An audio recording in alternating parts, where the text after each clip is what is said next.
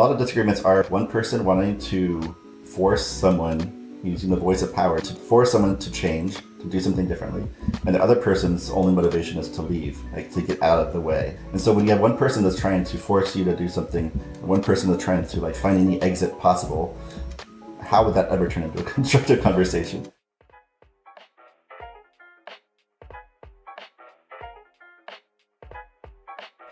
Hey, I'm David Elikwu, and this is The Knowledge, a podcast for anyone obsessed with learning more and living better. In every episode, I speak with successful people from a variety of backgrounds to unpack everything they've learned about navigating the world around us. This week, I'm speaking with Buster Benson. Buster's had a well-storied career across Silicon Valley, having worked at Amazon, Twitter, Slack, and Patreon. But he's also an entrepreneur. He's built and co-founded several incredible businesses like 43 Things, Health Month, and currently is the CEO of 750words.com. This was an incredible episode that you won't want to miss. We talked all about Buster's background, his early days at Amazon in the late 90s, and how he discovered his talent and passion for building things and for writing online, and how all of the cumulative experiences that he had led to writing his book, Why Are We Yelling?, which is about the art of productive disagreement. You can get the full show notes, the transcript, and my newsletter at theknowledge.io. You can find Buster online at Twitter at Buster. And if you're a writer or into writing, check out 750words.com, which I've used in the past to build a habit of writing daily. And last but not least, check out Buster's awesome book, Why Are We Yelling? If you love this episode, please engage with it, subscribe, share it with a friend, and most importantly, please don't forget to leave a review, because it helps us tremendously to grow the show and reach other people just like you. I didn't know where to start with you actually, because you are extremely, I want to say, vulnerable online. I don't know if that matches your perspective, but even just looking at your website, like forget about, like Twitter and all the other spaces that you're on, just looking at your website, there's a plethora of stuff and information, and almost anything that everyone could want to know about you is there in some form. And it was weird because, okay, I knew we were going to have this conversation. I didn't want to look at too much of it. I was thinking of, I think it's David Letterman. It's all there. You wouldn't have to have me here if you had looked at it all. Yeah, exactly. And he just wants to be led by his curiosity and see what happens. And so I kind of wanted to do that. But simultaneously, you have this really great page. I think it's like your About Me page, which has like this graphic with all the time of your life. And that seemed really interesting to me. And so I thought maybe we could start with your background and your upbringing and then see what threads we can pull on and see where that goes. Yeah, well, I'm old. I'm 45. And yes, I do have a page on my website that has mapped out my entire life up to this week. For every single week in my life, there's a box. And the boxes start from when I was born in May of 1976 to when I turned 100 years old, 2076. Because I have a goal to ride a bike around the block on my 100th birthday. That's my one, always present life goal. Because everything else can sort of be hung from that in some ways, like my health, my relationships, my mental capacity, my stress, to just get me there. I just want to have a long life that is, by the end of it, I feel like I'm still living a quality life. So that was, I think a lot about death, and I think a lot about life as a result of that. And this map, so I grew up in Southern California. I was raised with, a Japanese mom and a white dad, and he was in computer science. He was an engineer. And so I had a pretty standard, upper middle class life, had good schools, did okay in school. I never wanted to get A pluses or A's. I always wanted to get the A minus for the maximum effort to reward ratio there. Can I just double click on that quickly? Sure. Okay. Is that, how was that impacted by, was that maybe just your upbringing in terms of how you were brought up, where you had a freedom to do that? Or was that more just an intrinsic, this is how you are and you want to impose that on the world? I've tried to tease this apart before to understand like what is, because I have a kid now. I have two boys, 11 and 5. Okay. And I'm trying to help them like sort of find the same mindset that I had found early in my life around seeing things that could be a drag, like school, as games. And so I saw school as a game where my goal is to do enough to get an okay grade and then to also pursue my interests. So I was always twisting the assignments to do what I wanted to do. And for the most part, teachers and professors have always been pretty amenable to that because, ultimately they want to, the good teachers want you to just enjoy learning. So it worked well for me. And yeah, so I don't know how it came about, but it definitely was a formative sort of pattern throughout my life, throughout my early school, my late school, my early career, my late career. And even now, where I think about things not as like you walk into a university or you walk into a new workplace, you don't just assume that you're going to take on all of the rules and all the assumptions and the tricks that you need to do. Like you have to make it your game first, and then sort of figure out what you're going to do within your own context. That makes sense. Did you find, I'm interested in compared to maybe your peers, I know that Irvine, particularly maybe around that time, is very, like loose and I don't know if I'm using the right words, but like a, very adoptive place to be in the world at that time. And I'm interested to know, were your peers like that? Was that something that was just unique to you in terms of like your own like perspective? Or was that something that was like part of the culture? Okay. Yeah, no, I would classify myself as an extreme introvert, early childhood and all the way up through to probably middle of high school. Like my nickname was Silence in school because I just didn't talk. I didn't want to talk. I was too nervous to talk to anyone. I wouldn't go up to the counter. I wouldn't ask, if I didn't understand the assignment, I wouldn't ask the teacher, those kinds of things. So my friends, I always was just scrambling to have friends in the first place. And by the time I did find my crew, sort of like in the middle of high school, it was cross country and track. And we didn't really bond on academics so much as lifestyle, philosophy, that kind of stuff. And I did finally really find a really close group of people that did share my values and shared my sort of approach to life. And many of those people, like a good hand, like 5+ of them are still really good friends today. So when I was 16 to where I am now, like I might not have changed a whole lot because, we were all still really close and we shared some of the same stuff. So yeah, I guess in some sense, like I spent many years struggling. And then when I found my people, then I sort of realized, well, I can be this kind of person. Like I'm not just like trying to survive. I can actually just be myself. And that was really important. So that could, going back to your first question, it could sort of speak to why I'm willing to be authentic on the internet, because I felt like it was a hard lesson for me to learn to be authentic in real life with my peers, my family, with my friends.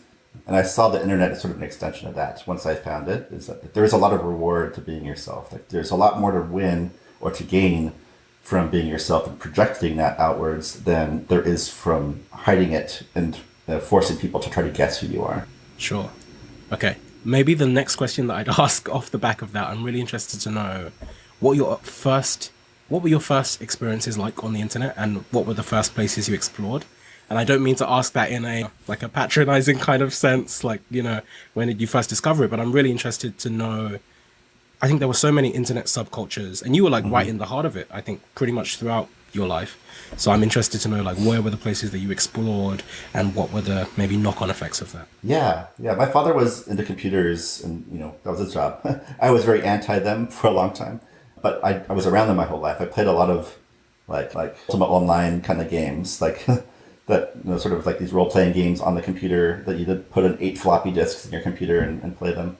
And then when BBS's come out, I played a few sort of networked. What was the game? Trade Wars was a big one of just buying and selling stuff in a shared community of people that you don't know. And I was very much into video games and stuff. So when I believe my first real, I remember getting my first email address after I graduated college. So I was sort of late, 98. Is that right? Yeah, 98. And then immediately jumped on Maryland, LiveJournal, and these kinds of journaling websites that were really just about posting gossip on the internet, and quickly sort of learned how to make websites from that. It's because I wanted my blog or my website to be interesting. So I would just always be trying to innovate on that stuff. And that's what got me into ultimately like web development, programming, computer science, and eventually that became my job for a while.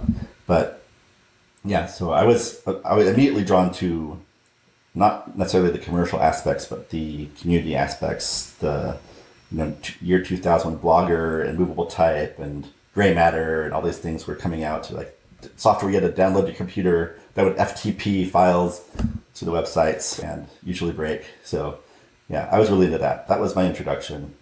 And at the same time I worked at Amazon, so it was like the polar opposite of like selling stuff on the internet. And those two things sort of fused into, like, on one hand it's like publishing, authenticity, people. On the other hand it's like data, like security, transactions, expand, like just like growth, money, all that stuff.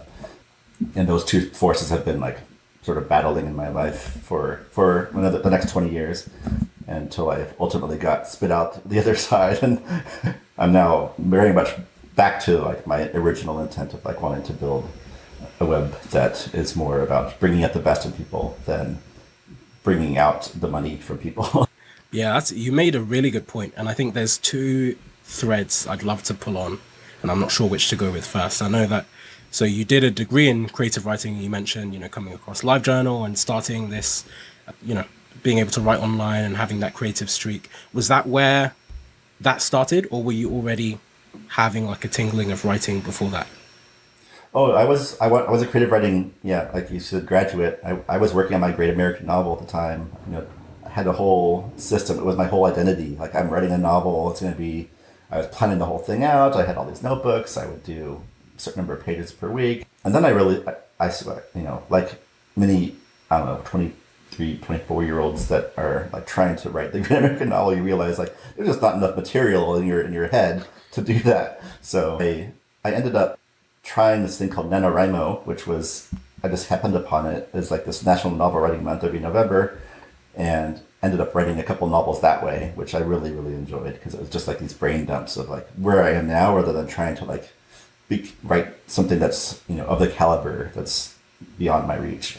Yeah. So I saw that, and so again, like finding these constraints, finding like what is the right tool to like bring out what I'm best able to do right now. I thought NaNoWriMo was a great one for that. And yeah, and then that sort of translated to publishing online. I love writing. I love, conversation, and putting it on the internet where anyone could read it seemed like this, magical shift in the world. And I was all there for that. Can I ask when you started on NaNoWriMo? Yeah, I did the first one in 2000 and the second one in 2003. Yeah. And eventually, when I moved down to Berkeley, I was in Seattle at the time, I happened upon someone that knew someone that worked at NaNoWriMo, like a sort of nonprofit, and it was a few blocks from my house. So I had to go meet them. And I was on the board, ended up being on the board for a while because of my work with 750 Words and a couple other things. But yeah, I love that organization, and I think they're still amazing. If only more of us could just put everything aside for a month and write a novel, I think it would be better. It's a big ask though. It is a big ask. It's so I've tried Nano 7 times. I didn't get my 8th peat, but 7 consecutive years. I think starting in 2012 for 8 years. Oh, so you've done it years. 7 times? I've tried it 7 times. I've completed it twice in terms of writing 50,000 words, and then the third year. So I was working in corporate law at the time. Funnily enough, so. Okay, and I guess maybe then from here we'll go back to your early Amazon days, because I have some questions about that. But that's one thing I found interesting, that I tried NaNoWriMo twice in the 2 years before I started working in corporate law. One of those years I was unemployed, and I could barely write more than maybe 22,000 words. I don't know what it is about having all the time in the world, but I couldn't seem to to use it productively.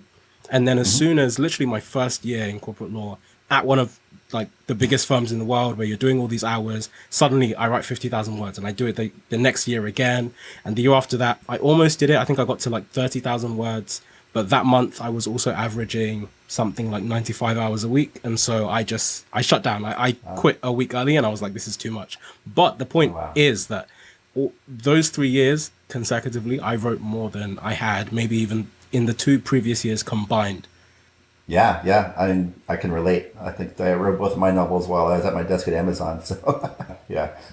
I think it might have been different because I was working a lot of hours, I think, but not working, like my heart wasn't into it as much. So I think there was some mix of that. There's a lot of people that are, clocking the hours but not doing the work. Okay. So what was it like maybe, okay, coming into Amazon, first of all, like what was that journey of getting there?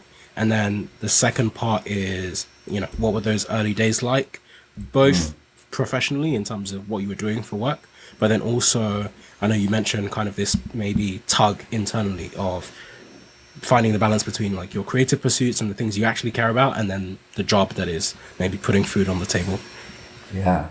Well, there's so much there. I was there for 5 years, from '98 to 2003, I mean, 2005 or 8 years after that is 2006, and then yeah, I've worked closely with them past that. So I sort of see that as like the cauldron that my like career DNA was formed. And it's not what you might expect from that statement, I guess. So early on, it was a startup. It was, I think there were like 2,000 people when I joined. I was on customer support, so I was just answering emails and phone calls and, doing it on the night shift. So I was, doing it for people in other parts of the world. And it was scrappy. It was just like, everyone was just excited about the internet. And I was there to like help people walk them through how to like use the browser. And it was great.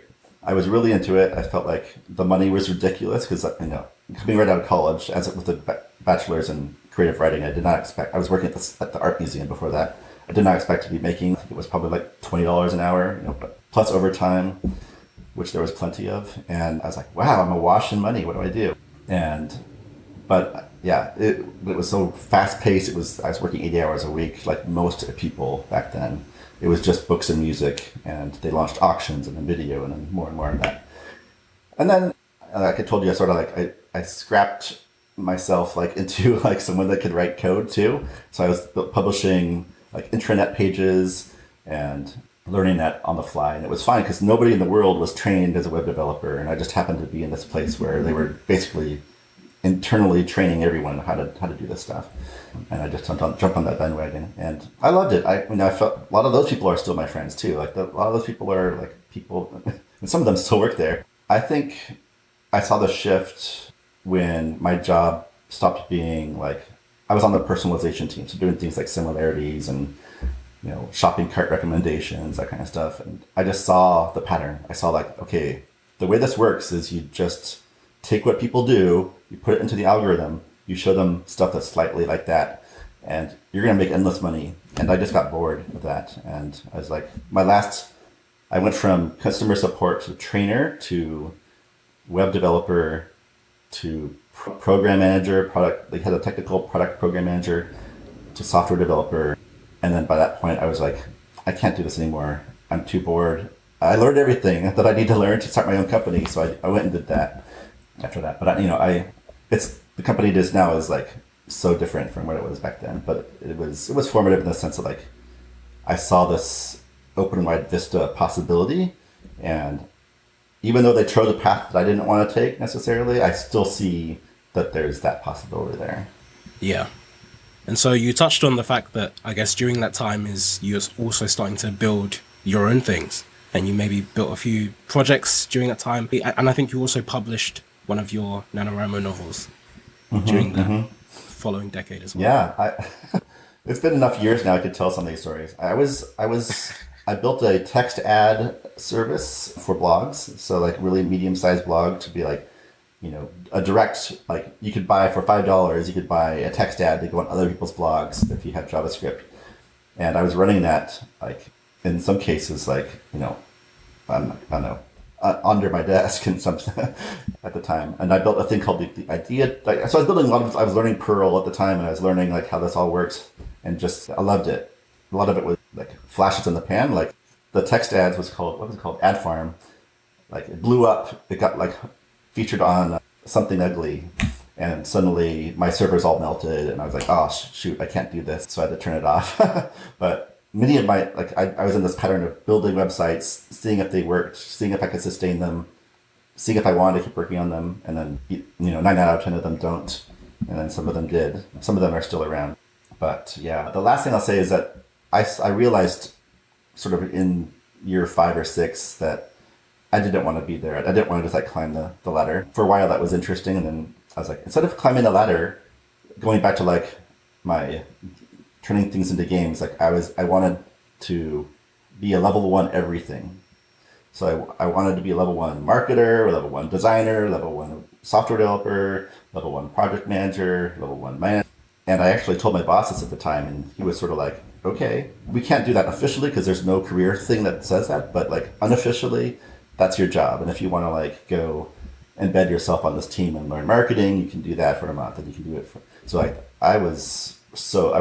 I love that because that was a big gift for me to first like realize that's what I wanted, and then to be in the place that was so perfect for learning all these different skills, and to have a manager that was willing to sort of entertain it. Like I felt, and then to be paid a lot of money on top of that. Like, it was great. So I have no ill will to the whole thing. And to this day, I still like I think of myself as a generalist, and whenever I need a job, I will like narrow that down into something that can get a job, but because people don't like to hire generalists, but that's how I see myself, as just someone that's interested in how the things connect and not.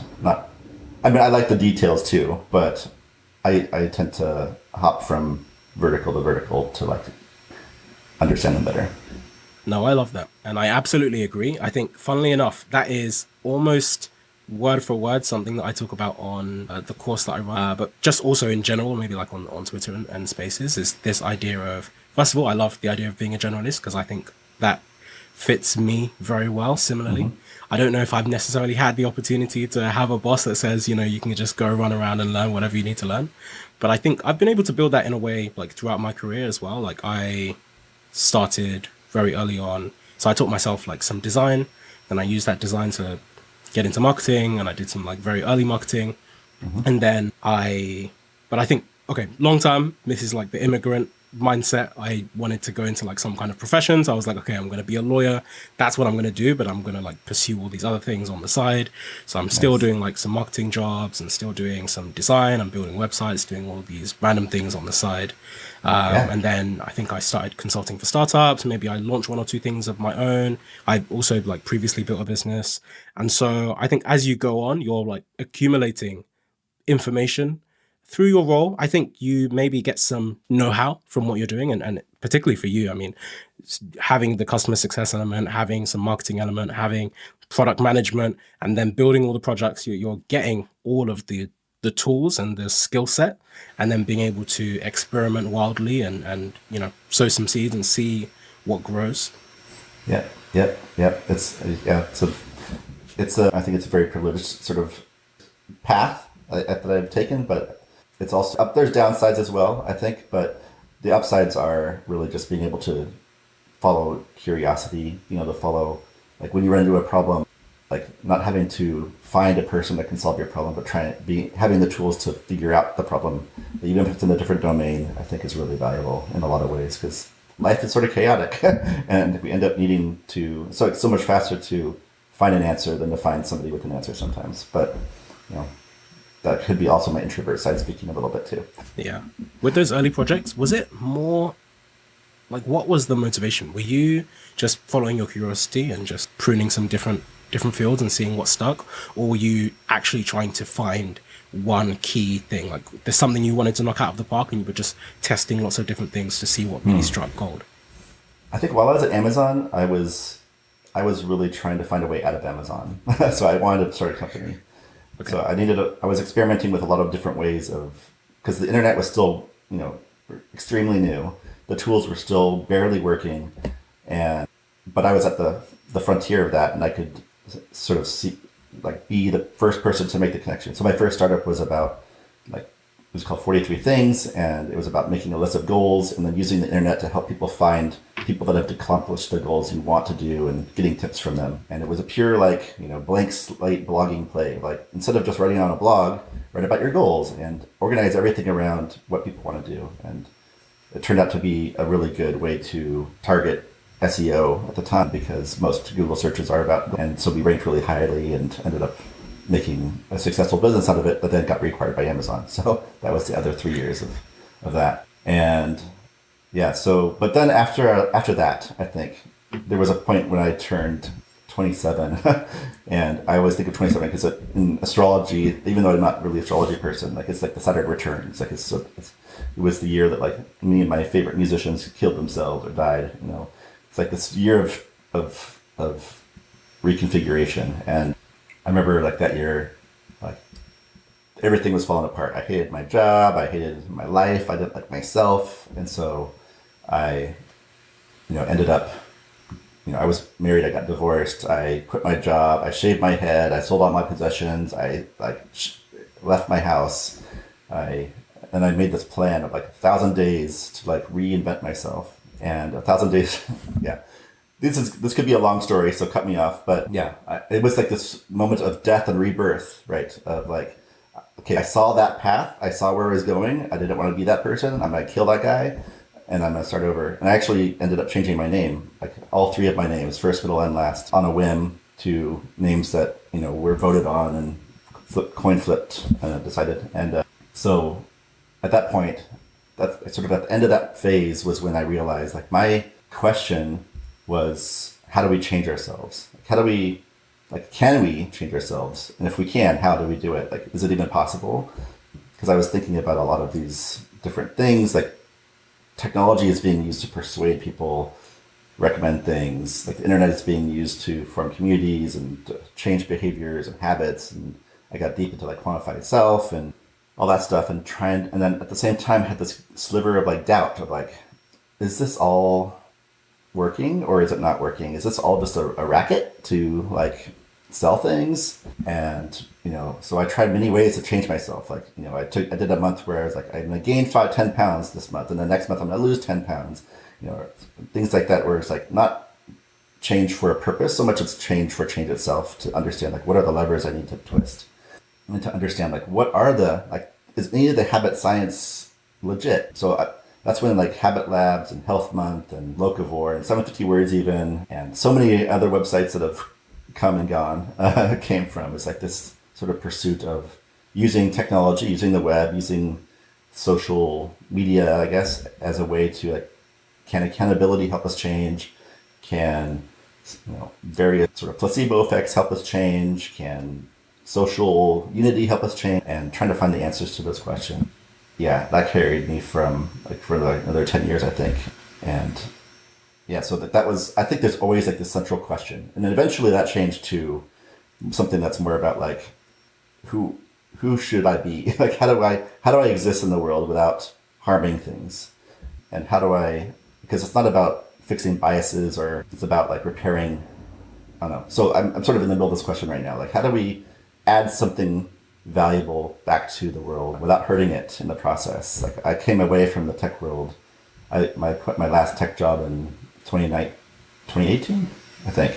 And I don't know if I'll go back, because like all this time I've had these ideals going through, working at Amazon, Twitter, Slack, Patreon, and each time having the best intentions, and each time coming away feeling like, am I making the world worse? Like, especially Twitter, like I made the world worse. I had good intentions, but like I made it worse. And that fear now of like, it's not about can I change myself or how do I change it? Like, because like, who's to say that I should change? Like, who's to say that the change I do won't make things worse for other people? And so now I think a lot about like really like self-reflection and thinking about like what are the big ways we could participate in the world while accepting it the way it is and contributing in a way that you don't end up regretting. So yeah, long answer, and there's a lot more detail in there, but hopefully that's the gist. Yeah, no, there's so much in there. I'd love to maybe just digging in on that last part and thinking about your experiences, maybe at companies like Twitter, Slack, like all of those companies are, in my mind, ones that have huge promise. And maybe that's kind of what you went in with, is this idea that these are things that can change the world in some way, whether that's positive or negative, but also change the way that we communicate, the way that we interact with each other. All of them in very different ways. Obviously, like Slack is maybe more generally geared towards organizations. Twitter is, I think, in some ways democratizing speech and, having this like short blog format, or I can't remember what the original words were, but like a mini blog. Microblogging. Yeah, just like a few words and sprinkle them out. But I think it's, and again, I'll get to your experiences, but I do see that conflict, at least in my own life, where I can see, on one hand, the destruction that can happen when misinformation spreads and false ideas spread, or not necessarily false, but maybe quite potent ideas spread. And through algorithms, people can be dug into trenches that they can't see out of because everything that they see simply reinforces what they are already inclined to believe. And then that can also go into like maybe things like beauty and fashion and health. And there's more and more we are kind of being groomed into identities that are almost built for us, if that makes sense. Like that there is that perspective, but then on the other side I also definitely see, so I came to the UK from Nigeria, and I see this huge tech scene that's now booming in Nigeria and across Africa, and I see people in Kenya, people that are getting access to the internet. And I think maybe this is also the difference, where in the US or even in the UK, the first computers were the first computers, and that is how people started with computers, is like these really old, like the Macintosh or whatever, Atari computer. But in Africa and and maybe India and places now, like people's first computer is a mobile phone. Right. And so they are jumping in right into that kind of like last third of all of this history of development.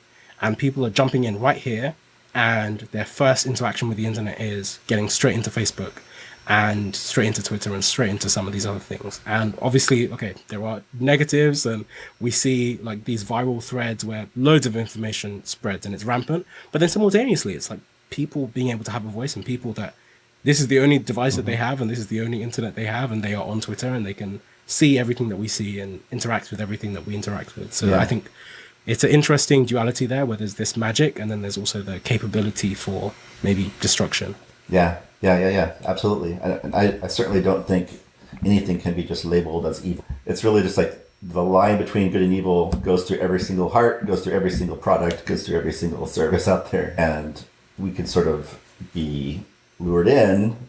I think there are ways to use it to sort of push people in that direction of evil or good. But yeah, ultimately there is, you can't just cut anything off entirely. Like I feel pretty strongly about that. Even if it was possible, which it's not, I think we have to still deal with the fact that we're part of the problem and we're part of the solution. And the same goes for everybody else. And I think that leads right into Why Are We Yelling?, which is the book that you wrote. And I think that was published right around the time that you left your last tech job. Yeah. I left my last job at Patreon to finish this book. So yeah, I think It was published in 2019. So I'd love to ask, okay, maybe let's just start with, where did the book come from? Like, what was the inspiration? I know some of it I could possibly guess, but from your perspective, like where did that come from? Yeah, it actually started with a viral Medium post. So when my second son was born, I took a month or 6 weeks off, and to keep my mind from rotting, I think, I dove into this cognitive biases Wikipedia page, because it had been bothering me for a decade of like, I don't understand biases. I don't understand like why they exist. How are we finding them? Are they real? Like, how are they structured? Why do we have them? How do you fix them? All that stuff. And I couldn't remember them. I couldn't remember like all the different ways. And so I thought I would just like immerse myself in the data, which I love to do. The beginning of any problem is just like bring on everything, just pile it on, and then feel like the overwhelm of that, and let your brain sort of like digest it and try to make sense of it. And after doing this for like a month, I came out with like this post, which is called the Cognitive Bias Cheat Sheet. And it was like 17-minute read. It was called Cognitive Bias Cheat Sheet. It wasn't made to be clickbait at all. Like, it was like the most boring post. But for some reason, I think because it promised like this gem of like synthesizing a really complicated topic, it blew up, and it's like one of the top 100 Medium posts, I think. And that was really interesting for a lot of reasons. One of them being, I don't know, I wasn't used to like my post doing that. Second of all, is like I didn't understand why it was happening. And third of all, is like book editors started emailing me like, you want to write a book? Like, here's a deal. And so I pushed them away a bit because I had a newborn kid and I was working, and books are hard. But eventually sort of found an editor that seemed to like understand how I wanted to go about writing a book, which was not necessarily to sell any books, but my goal was to be proud of writing a book. And if it was going to take 2 years or 10 years, like I was going to take my time. And they're being a great editor, like accepted that and also like helped me like form it into something that was actually a real book. And ultimately did sell pretty well. But it started about cognitive biases, about arguing as it started about cognitive biases. The title was Thinking is Hard, which is like the subtitle of the blog post. And I was like, who cares? Like, of course thinking is hard. There's already plenty of books about that. Why is thinking hard and when is thinking hard? And I sort of settled on arguments, disagreements as the venue, like the arena where all of our biases were meant to be used, right? It's where they go from like being sort of in the background to being front and center. This is what we're doing, kind of modules in your brain. And so what do they do for us? They help us in a lot of ways win argument, even if we're not right. They do this by like filtering information that's not convenient to winning. They help us jump to conclusions when like more data might confuse us. You know, they help us sort of make sense of data points that don't quite connect, but connect them all into a coherent narrative. They help us like make generalizations. They help us sort of, you know, remember the right things to like use later. So it made sense in that context. And it also seemed like a novel book. It seemed like this is useful for me as a generalist. Like arguing is something that everyone does. We can all relate to this. And it's something that for some reason isn't talked about a lot. Like no one's an expert arguer. Like there's expert debaters, there's expert salespeople, but there's no expert moderators really out there. And maybe diplomats in theory are, but really they're just fighting for their team still. There's no one that's truly out there trying to connect, build bridges, see common, you know, and to bring us back into a coherent, like cohesive community instead of dividing us. And so that was like, if I wrote that book, I would feel proud about it. So I did, and it took, you know, it was difficult, but that was the genesis of it. And yeah, I still feel very proud about the book because it isn't what I could not have written that without a book. Like I couldn't have written that as a series of blog posts. I couldn't have written it on my own. It needed the crucible of being on a book deal with a publisher and a really great agent and a really great editor, and like having this like really compressed anxiety around the election and everything that was just like contributing to it that made it happen. And you know, I look back on it saying both like that sucked, you know, that was the most difficult time of my life, but also like at least something nice came out of it, something useful. Yeah, absolutely. It's a really interesting book. And I think what I find the most interesting is that on its own, like as a standalone book about cognitive biases, that is like one thing that is already great and that is extremely useful for a lot of people. But the title and the framing and it being incredibly prescient at that time where there is a lot of yelling, there's a lot of arguing, there's a lot of looking past each other, there's a lot of people jumping to conclusions, not listening. I think it released into almost the perfect melting pot in a way. But funnily enough, I think it hasn't really ended simultaneously as much as, okay, you know, some parts of global politics have changed and presidents have changed. There is still an extent to which people don't seem to be able to see eye to eye, and we still fall into a lot of these cognitive biases as well. Yeah, I don't know if I've put a dent in that problem at all. Like, I think there is something, it's a very I mean, I'm still not the best disagreeer. Like, I will get heated and I will, you know, and I spent 3 years of my life just like trying to figure this out, maybe 4 years. And, you know, obviously I probably, so people that have read it, like, I think it's really hard to, it's a skill. It's disagreement, productive disagreement, I think. I've come to think of it as a skill that we were never trained.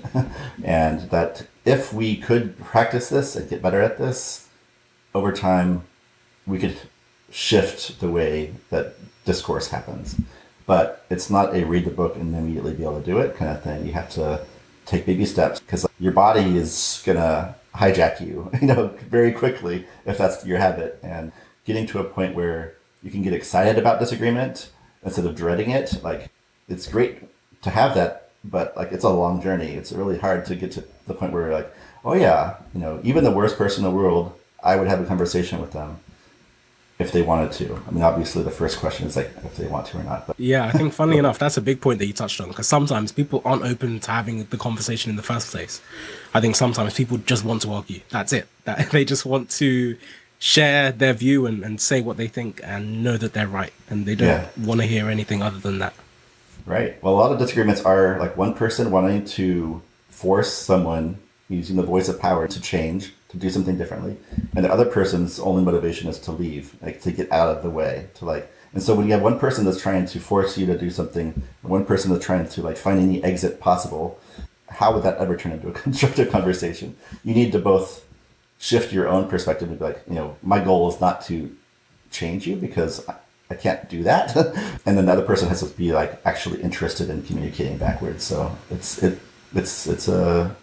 a big difference from most of them, but it can be done. It can be done. And it can be done quickly too. When you have the right mindset and you go into it with the right opening and the right consent getting and context, then it works like magic. But any small misstep will make it not work. I want everyone listening to this to go and read the book, but I'd love maybe if you could pull out, what would you say are like the 3 or 4 key lessons? Yeah, so there are like these 8 tips to try that I sort of like framing the book. The first one I think is important because it's just to sort of like listen to look for your when your anxiety spikes, because that is the moment you enter, like sort of like if you're like Link, you're in the overworld, everything's fine. As soon as like some anxiety, like you disagree about something that's unacceptable and your blood pressure like spikes, that is the moment that you go into the dungeon and you're like, okay, now I'm battling and I'm going to try to win this. And that is the moment when you can start to, if you can open that up a little bit and sort of redirect it back to yourself and say, instead of thinking about how I want them to change, I should think about what I value that feels threatened right now. Like, what do I value that I now feel threatened by? And is that value truly threatened? And how can I communicate to them? Like, do they truly want to hurt that value? Or do they have some other, agenda? Like oftentimes they're not even aware of the things that they're supposedly threatening. So if we just shift and think about like, whenever I feel upset, it's usually because I care about something. It's either I care about the person, I care about my own autonomy, I care about my own health, I care about my own safety, I care about this group's safety, I care about this person's sort of ability to lead a happy life, whatever it is. And that brings in warm feelings. It brings in like kindness. And you can use that to connect with a person. Another one would be asking open-ended questions, like asking questions that you don't know the answer to. So most of the time in an argument, we do ask questions, but they're always like, why are you so dumb? Like, how can you believe that this is true when this is clearly not true? Those are not questions that have answers that would ever surprise you. It's better to think about questions where you might actually learn something. And it's a selfish pursuit. Like you can ask like, what do people like you, what do people like me miss about what you're thinking? Like, what are my blind spots? What are my, like, how am I seeing this wrong? How are you, like, and what do you get out of this belief? How was it formed? That kind of stuff. Because then a couple things happen. One of them is now the discussion might go somewhere that's not like this predetermined route that you've been 1,000 times. Second one is that you might learn something from them because like it's not often that you get access to information. Like people that you disagree with are like these bundles of information that you don't have access to. And if we don't sort of tap them for that, we are missing an opportunity. Third is that by asking these questions, it's a gesture of goodwill, right? It's you're actually you're not trying to force them to say something. You're actually trying to get them to open up. And if they can, then that might sort of start a better pattern of like asking opening questions instead of ones that are meant to bash people in the head. So that's another big chapter. There's a third one might be speak for yourself. I think, it's really hard to catch ourselves talking about other people that aren't there.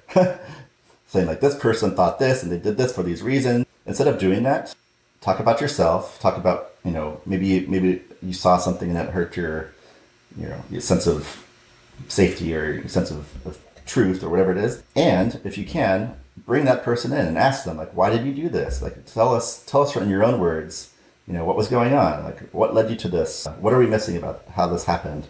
And bring them into the conversation so that they can speak for themselves. Because then again, that's another area where like you can be surprised by what people say.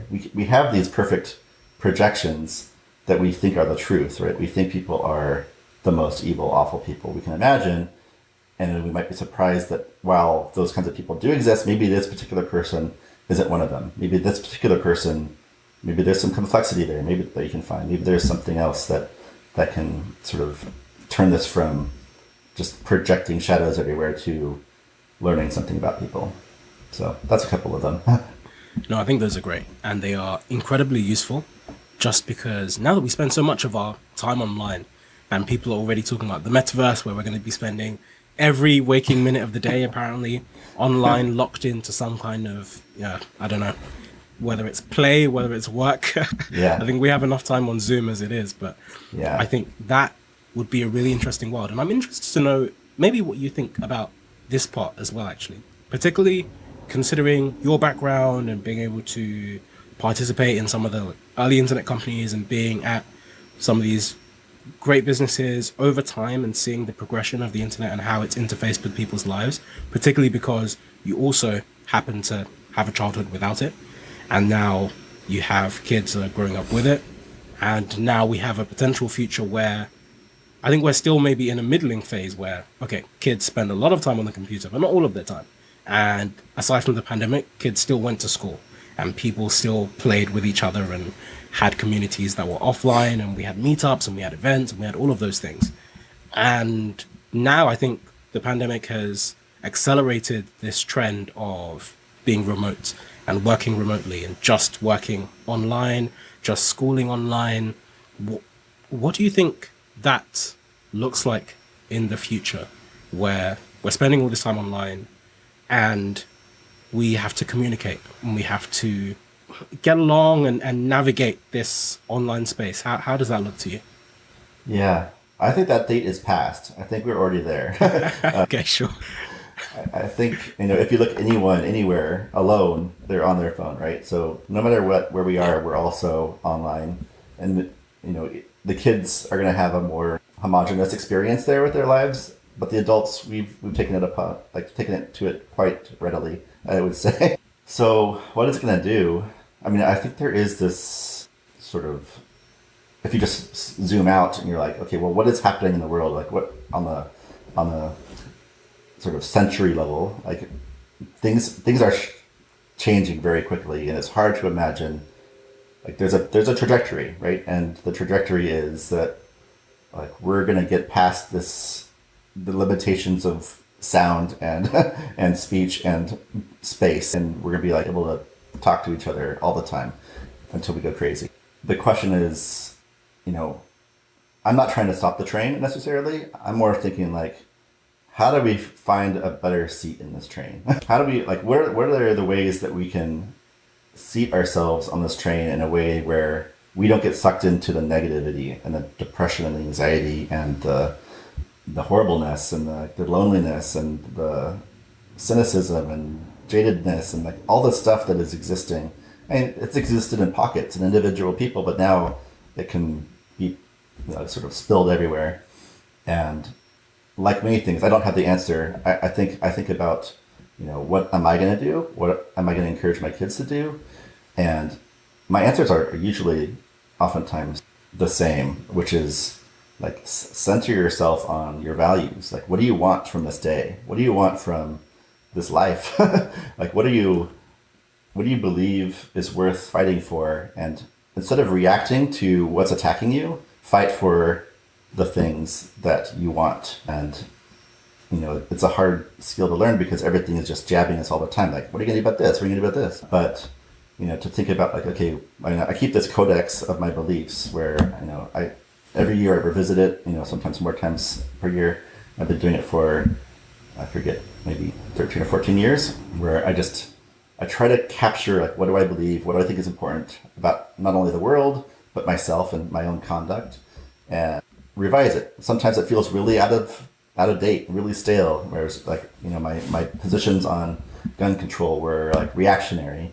And then a couple of years later, I come back to it like, okay, well, now that like that's simmered down, and not in numbers, but in at least the cultural mindset right now, what do I really think should happen, and try to tease it apart, and then what can I do to help that happen, kinds of questions. And with technology, we need to be able to coexist with technology. We need to be able to coexist with communication online. We need to be able to coexist with polarization and misinformation and war now. And, I think that's the best we can do. And there's not like I don't advocate necessarily like moving off the grid or anything, but like if, sometimes we need a drastic change to be able to like flip us back into our centered, like sort of values self. And sometimes we can do that in smaller steps, like by just, limiting, like I just turned on, like screen time on my phone. Be like, every time I'm on Twitter for more than an hour, just like turn it off. And, just doing that helps like just reminded me of like, okay, well, I got sucked in. I can obviously turn it back on, but do I want to or not? I'm more worried, like personally, that instead of actually connecting us, we are avoiding each other more than ever. Like we are avoiding topics of conversation. We're avoiding nuance within conversations. We're avoiding people that we disagree with. We're avoiding like just people, like just, and we're doing this in a very like head in the sand kind of way. And that's worrisome to me, because once your head's fall away in the sand, like no one's going to be able to reach you to like pull you back out. And when we do this to ourselves, like it's sort of like this self-fulfilling prophecy where the more I push people away, the more I project bad onto them, and then the more I see things I don't like, and the more I push them away. And it's this vicious cycle. So overall, when I think about my kids, myself, I think about how do we avoid retreating into our bubbles all the way? How do we accept the world as it is, even if we don't like it? How do we participate in the world, even though we don't like it yet? Like, how do we add something better? How do we make things better instead of adding to the problems? It's easier. I mean, it's a simple idea, but of course, like the trick is how do we do that? So, just something I got to ask. Yeah, it's a big question. And I think what I find really interesting about the internet, when I think about what we have, it's fantastic. Obviously, it's immeasurable opportunity, but I also think a lot about the speed and the volume of the information on the internet. And very much like what you touched on, thinking about Twitter, people spend hours on Twitter, not just 1 hour, but 6-7 hours. People spend the same amount of time on social media that people used to spend watching TV in the like 80s and 90s.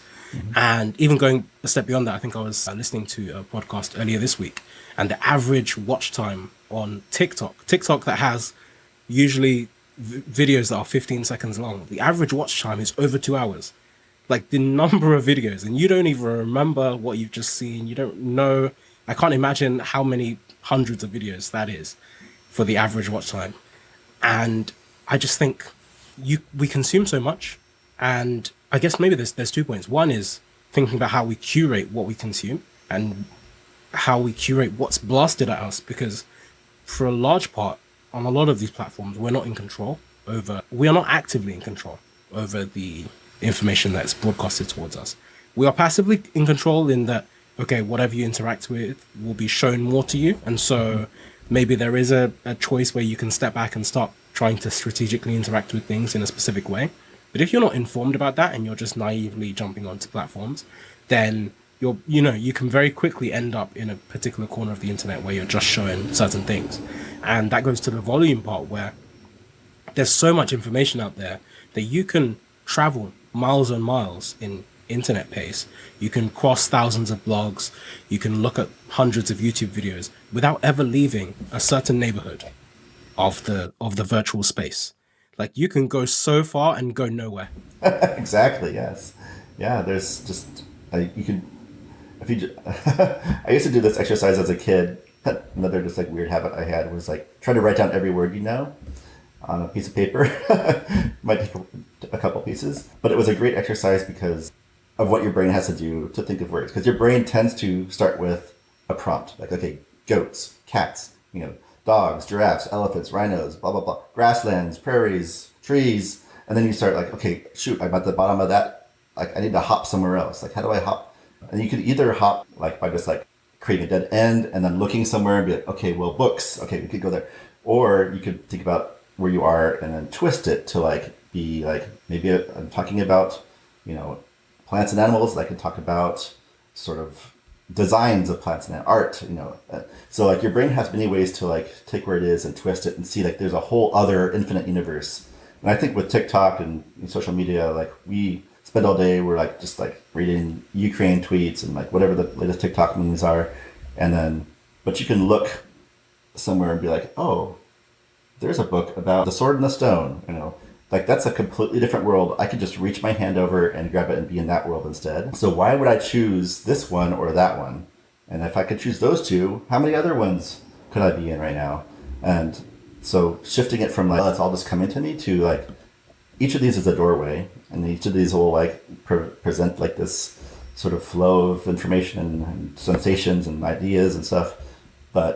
And they're inexhaustible. Each one of these things is completely inexhaustible. So we don't have to wait until it's exhausted or we're exhausted to switch. We can switch whenever we want. You can put that book down, you can put that stream down, and and I think this has been interesting in the pandemic because I think a lot of these strategies have become like life-saving strategies for your mental health in other ways. Like, how do I put this down? I'm going to take up knitting. I'm going to take up playing the piano. I'm going to take up going on walks with my dog, so we know that this is a strategy to like get us out of these like sort of endlessly, I guess, filled buckets of content into another one, but we get to choose which ones we go into. And when we realize that there's like a different way to relate to each one is sort of like asking more or less of us, like sort of pushing us into the direction of depression or hope or peace or kindness. Like we might want to then think like, do I want to be depressed all day today? Or do I want to be kind? That might inform where I go. And I think that really ties into writing as well, because people talk about writing being like a forcing function for thinking and how it influences how you think. And I know you've been writing for an extraordinarily long time, and I guess that also ties into your project. Well, I don't want to say project, your business, but 750 words. Which I think is probably one of your like longest running projects or businesses. And I'd love to hear you talk more about that, the genesis of that, and maybe how that interacts with some of your other philosophies as well. Yeah, it does tie in. I think that, well, I've always journaled, and I've always been like a paranoid journaler, so I'm always like writing in notebooks and then like going through like this elaborate process of hiding it so nobody ever reads them. Not because I'm saying anything scandalous or anything, but just because like in order for me to feel comfortable writing like without a filter, I have to also reassure myself that it won't be seen. And so I eventually built this website. It's based on this Julia Cameron book called The Artist's Way. It's about sort of these 8-week program of unlocking your creative spirit. And one of the exercises in it is to write morning pages, which is 3 pages of just like whatever's on the top of your head, just like blah, blah, blah, blah, blah. Grocery lists, like rants, insecurities, dreams, whatever, just to get it out of your head and get your brain past that, which, I think in the world of the internet, everything is like, and that's the thing that drew me to it originally is like, everything is public, everything is published, everything is shared, everything is seen, commented, liked, whatever. There's not, but the world of private writing has not expanded. There has not been in the Facebook of journaling out there. There's no like, private tweeting, So I was like, okay, well, that's something I value, which is like self-reflection, journaling, because like I can journal my thoughts and get to a point of like meditation much easier than just being quiet and trying to meditate, because by getting it all out on the paper, it sort of just like completes those thoughts, and those thoughts no longer have to spin in my head. And when I realized that this is a service that I can offer other people, it could be private, password protected, encrypted, all that stuff, and it's really easy. It's like the simplest technology on the internet. I built it in like 3 days back in 2010, and unlike all my other projects, like this is the one project that I neglected for 10 years, and every single month it was being used more than the last month for 10 years. And so at the end of that, I was like, well, I'm not going to get that lucky again, stumbling on something that's useful in that way. Well, it's not impossible, but like, why waste this opportunity to like help people with something that I know is valuable, that other people have found valuable, and that they've stuck with it even though it's still like in 2010 technology. So it's like a journaling practice. Like you write 750 words, which is equivalent of 3 pages. You get analytics about it. You sort of a number of distractions. You get, if you're talking about the past or the future, you get about thematic content from various libraries I have that tell you about, like, are you talking about death or your job or family or health. A lot of it's just for fun, but like it still it gives you like this mirror. Like you're writing, you're dumping your brain into there. No one's ever going to see it, and you get to sort of see what's in your brain. And people have been doing it now, for the whole 10 plus years, 12 years. People are now passing like 4,000 days in a row. It's crazy. But yeah, I like it because I like ideas like productive disagreement where everyone can understand it. Like everyone understands what disagreements are. Everyone wants to get better at that. Same with like self-reflection and journaling. I think everybody understands that like having an internal dialogue with yourself is so important. It's so neglected. We oftentimes use other people to think, right? And that's fine, but sometimes those people don't want to hear your thoughts, and you don't have to use them that way. You can talk to yourself in a way that's just as productive in a lot of ways. And reflecting on things, it's inexhaustible again. Like you're gonna wake up every morning with thoughts in your head, and you're gonna want when you get them out, you're gonna feel better. So I think it's a pretty simple value proposition there. And yeah, my goal has just been like protect the words, make sure no one ever sees these words ever. Like I'm the only person that has ever had access to the database, and I don't go in there. They're protected. They're not hackable. I'm not going to hire employees that do this or anything. So it's just me and my partner. And so yeah, I think that I use it a lot. It's just a way to start the day, sort of like taking that dip in the lake. Just sort of helps you arrive in the day. And from then on, my thoughts are always clearer and a little bit more sort of coherent because I've gotten all the gunk out of the beginning. Yeah, so that's what that is. And yeah, but a lot of people use it where they write in the different tool and they plop it in just for the stats and stuff too. So I don't have too many. There's no dogma there. I don't think you have to do this in a certain way. Sure, but I think it's incredibly useful. I think having some form of habit of writing, whether it's digital or you're writing physically. So that's one thing I try and do a lot more now, just because one thing I found is that, and I've used 750 words in the past, but I think one thing that happens to me is that I have a tendency to two things. One is like over editing and really wanting to make every word perfect. And then the other is, I think having a keyboard somehow also gives you like infinite possibilities. And so I have a tendency to just write all the words and just fill a bunch of space. And maybe that's the NaNoWriMo instinct. Mm-hmm. But I think sometimes writing by hand and having a balance. So usually I'll do like first drafts by hand and then second drafts typing. But writing by hand is a real constraint because you can't write as fast as you can think, particularly if you can type fast. And it just makes you think about each sentence as you write it and really just be more conscious of what you're saying. Yeah. I think there is this. Yeah, the original habit is like Julia Cameron is very dogmatic about it being handwritten, and I appreciate that too. I like writing my notes out, but yeah, I can't build the website that lets you do that, so I didn't do that. But a lot of people, I was thinking that now you could like write your pages and then take a picture of it, but I don't know, because you could do OCR on that, but like. The words aren't there to be read again. So really, even if it was just a button, like I wrote in a notebook today, like I think that's the value. Like the actual writing is the value. You don't have to prove it to me. Yeah, I'd love that as a feature. But I think you're right. The value is in, but I think it's also the habit tracking aspect where you're able to have this streak of writing these words and doing this action, and it's kind of a self-perpetuating thing where you're motivating yourself to do something. It clarifies your thoughts, helps you prepare for the day, helps you think better, has all of these other benefits as well. So I know I've taken a lot of your time. I'm going to let you go in a second. I have one last question, which is maybe going back to what you were talking about before. You were mentioning this period of your life kind of around 27 where you had this kind of death and rebirth period where you were figuring a lot of things out. What is maybe the one biggest lesson that you took from that period? That period of my life where I shaved my head, sold everything, and went sort of off the deep end in a lot of ways. I changed my name. So the biggest takeaway I had from this time, if I just like confabulate the whole narrative, it would be that we don't really, I personally believe that we bring our own purpose to life, and bringing our own purpose to life means that whatever we come up with is equally valid. That said, I think that what I want to do with my life is to, as much as possible, frame life as an opportunity to collaborate with people, to connect with people, to have positive, strong connections with people.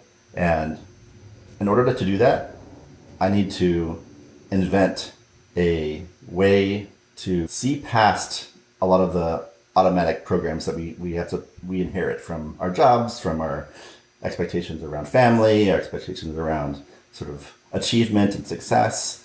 And I feel like I saw past the end of those games. Like, okay, I could be Jeff Bezos. That sounds terrible. Okay, I could be, Einstein, like all these things that sort of are at the end points of success and these different pathways.